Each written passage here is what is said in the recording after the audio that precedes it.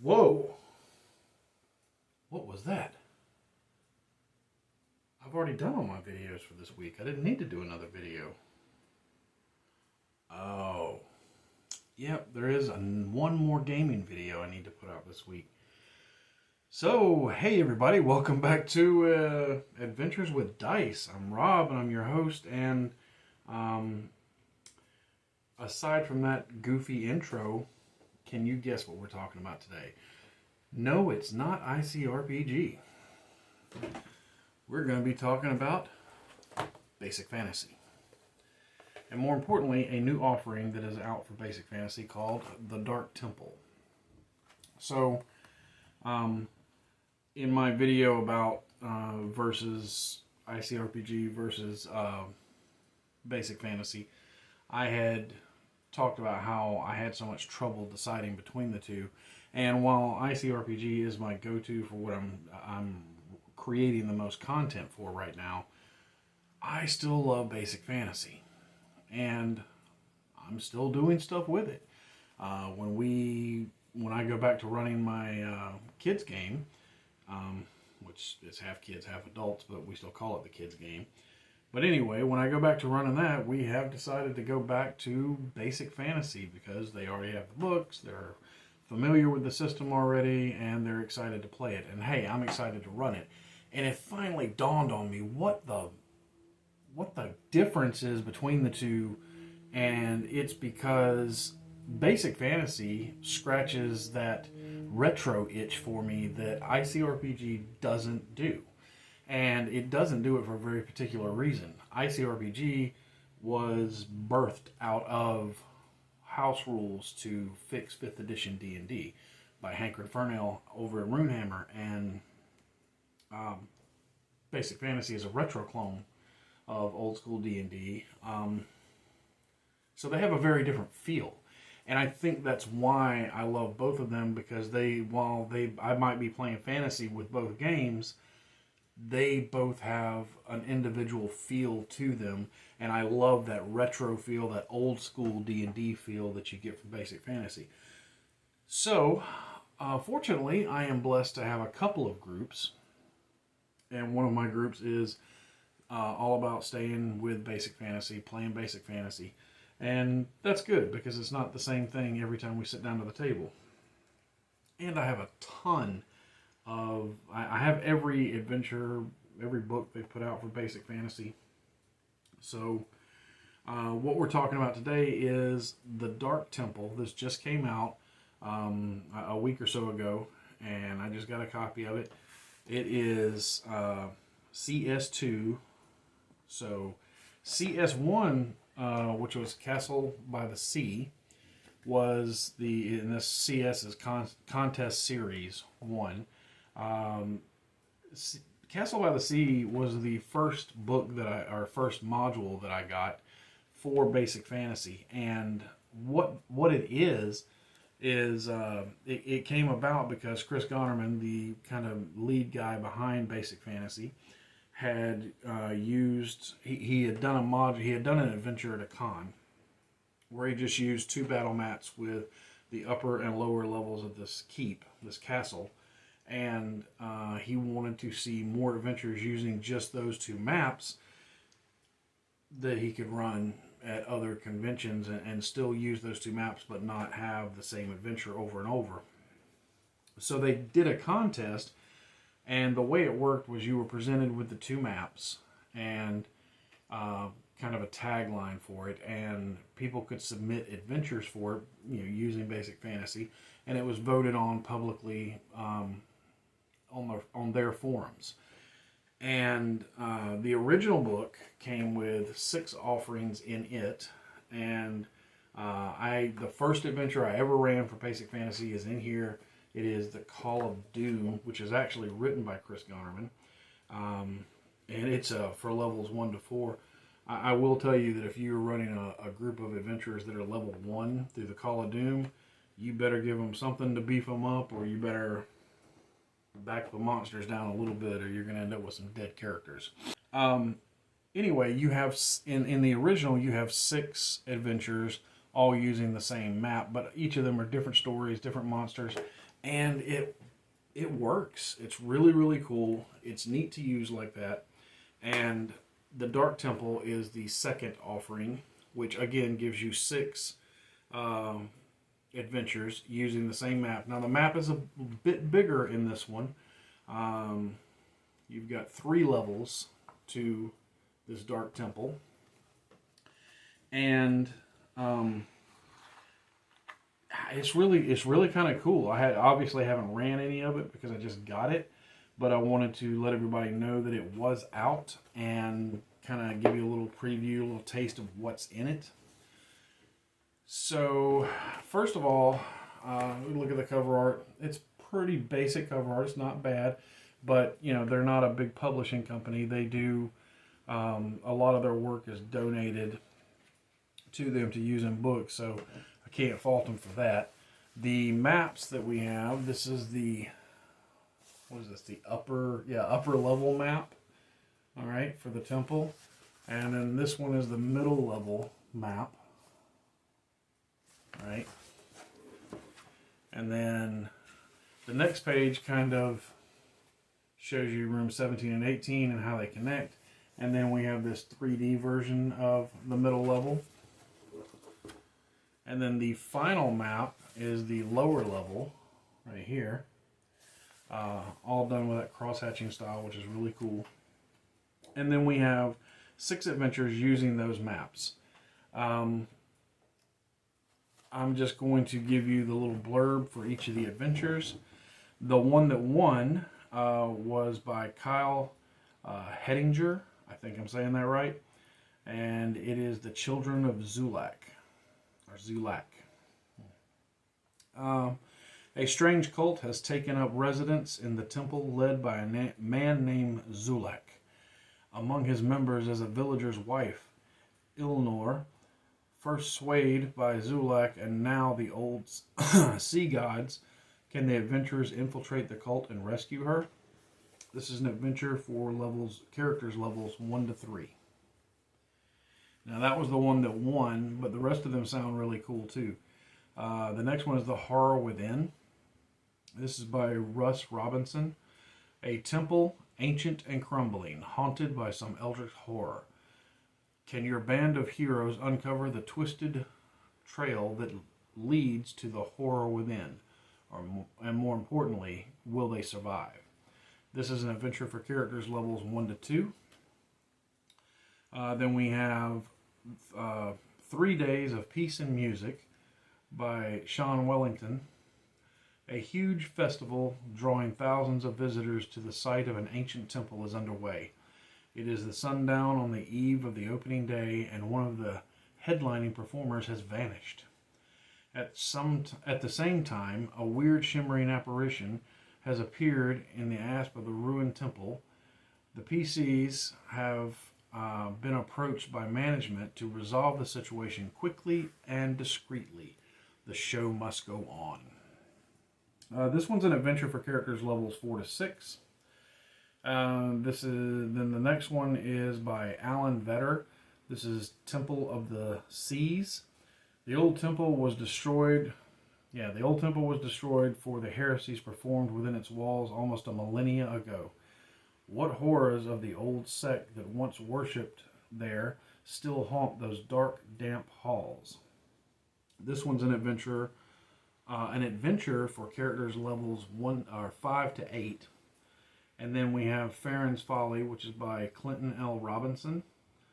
Farron was once a renowned priest, but he was struck down for his delusions of grandeur. His temple was dubbed Farron's Folly, and though abandoned, it still stands today. Rumor has it something unnatural, perhaps unholy, inhibits Farron's Folly. It is up to the brave party of adventurers to find out if this ghost story is real. That is for characters levels 10 to 12. And our last one is Descent into Colwich. This is by James Lemon. Something dark and sinister has taken residence in the abandoned temple. Can the adventurers brave its depths and cleanse this once holy abode? And that one is for characters levels 7 to 9. So the first thing I'm going to say is this is the standard quality book that you get, perfect round book that you get from Basic Fantasy for most of their books. The only thing I know of that you can get in hardback is the rule book, but you can also get it in softback. So one of the big selling points for Basic Fantasy always has been that it's so cheap. They're not a big company trying to make a bunch of money. They're just trying to cover printing cost and get more people playing old school style games. So, like I've said in other videos, the hardback, and this is a complete game, is like $12. You can't beat that with a stick. And then you've got the paperback, which is the one I bought first. The softcover version of it is like $5.50 on Amazon. So you could literally buy your whole table a book to play the game for, like $20, $25 maybe, depending on how many players you got. So, this one too, the Dark Temple, comes with a pretty hefty price, like most Basic Fantasy books. I picked it up for an entire $3.90 on Amazon, brand new. So, less than eating at McDonald's for lunch. But you have the first one, which I did enjoy, is only 49 pages, including the 2 maps in the back for the castle. So 49 pages in the first one, and in this one, let me double check here, 88 pages of content. So the adventures are a bit bigger in this. It follows the same format of all the other ones, all their adventures, where you have the little boxes and all the hit points have already been rolled out for the monsters, and you can just tick off the boxes if you want to. You can also get the PDF for this and every other book they have for free on basicfantasy.org. They put all their stuff out for free.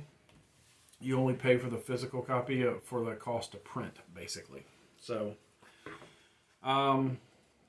that little adding the little hit point tick boxes in there has always, it seems really, really simplistic and kind of a duh idea, but it works. And it was one of the first things I noticed about the game. I was like, wow, that's really, really neat. And it made things faster because I'm not sitting and rolling and working out all the hit points for my monsters. It's nice with a pre-planned adventure to already have those in there. This one uses the main book. Let me see. I want to see if it tells me what other books. Okay, so it uses the main book. The adventures presented in this book include monsters from the Basic Fantasy Field Guide, volumes 1 through 3, as well as the Equipment Emporium. And you can get all of those for free off their website if you don't have them, which the Field Guide 2 and 3 are not even in print yet. You can download them and print them yourself if you want to. But everything you need to run the adventures in here, the monsters have just been pulled from those books. But if you want more detail on the monsters, then you would go to basicfantasy.org, get yourself a copy of the Field Guides, which is kind of their monster manual. So, yeah, pretty cool. 6 more adventures for less than $4. And like all the Basic Fantasy stuff, it has, the setup is very old school. The art inside is generally really good. It has that, where's that one? I just flipped past it. It has a lot of the retro black and white line art, like that skeleton there. There's another skeleton. Just really cool old school art. I really dig that. That's a nasty looking little goblin critter. So they do not put books out super fast. In fact, it's been a while since they put a book out. They're constantly working on stuff, adding to stuff, playtesting stuff, and putting stuff up on their forum, which is, again, basicfantasy.org. And you can go on there and download any of it. You can upload stuff to be tried out. I've uploaded stuff there before. not adventures, just game card stuff. But there's a bunch of stuff in print for this that you can get on the cheap, or you can go get the PDFs of it for free. They don't charge you anything for it, and it's not like a quick start version of the rules. It's the entire rule book in multiple languages for free on there. You really can't beat that. Chris Gonerman really has a passion for old school gaming, and it shows in the production and the type of stuff they put out. They don't put it out fast, but he doesn't put a book out until he feels like it's ready to actually be out there. They do some pretty thorough editing and playtesting behind the scenes long before a book ever sees print. So I was excited to see that there was a new one coming, and I wanted to get it out here, get a video out, let people know that there is a new Basic Fantasy Adventure book out. If you don't know about it, go grab you a copy off of Amazon. Like I said, $3.90. You can't beat that.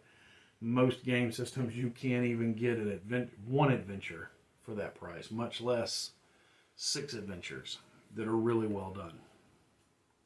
So definitely go check that out if you're a fan of Basic Fantasy, which I am. And I am looking forward to using some of this with my my kids game, because we're going to be starting over level 1. I've already chosen the adventure out of here that I'm going to run first for them. And I've got all the adventure books they put out, so I figure, why not utilize the stuff? They enjoy Basic Fantasy. I enjoy running Basic Fantasy.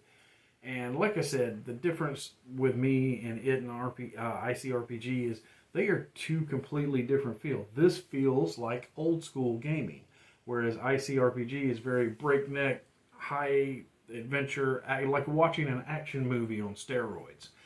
So it's two completely different feels, and that's why I keep finding myself going back to it. I've already done a bunch of prep work to get ready for this campaign, because when Haley finishes her Dark Places and Demogorgons run, I'm going to take back over. We're going to start over with level 1 characters and start doing some Basic Fantasy again. And I'm super excited to have a new book with new adventures. Not that I'm anywhere near out of adventures. I've got, I don't know, like 10 books already full of adventures for them. And not all of it I'm going to run. Some of it I'll just take and use ideas from. But I know that I have a pretty big audience out there for Basic Fantasy, as well as ICRPG and DCC and several other things. But those are some of my big ones that get a lot of views, and a lot of people are always hitting on. So as soon as I saw there was something new coming out for it, I was like, I got to get this. I got to get a video up and let anybody know about it, what's in it. And do I think you should get it? Yeah, absolutely. In fact, if you're not even playing Basic Fantasy, if you're running any other kind of retro clone, old school D&D style game, $4 gets you 6 adventures. You can't really beat that. So definitely go check it out, grab yourself a copy, and leave me a comment. Let me know what you think about it. And if you've played any of the other ones from CS1, Castle by the Sea, or any of the other modules, what was your favorite one to run for your group and why? Just drop it in the comments below, and I'll approve it as soon as possible and put them out there. And until next time, my friends, good gaming and good luck.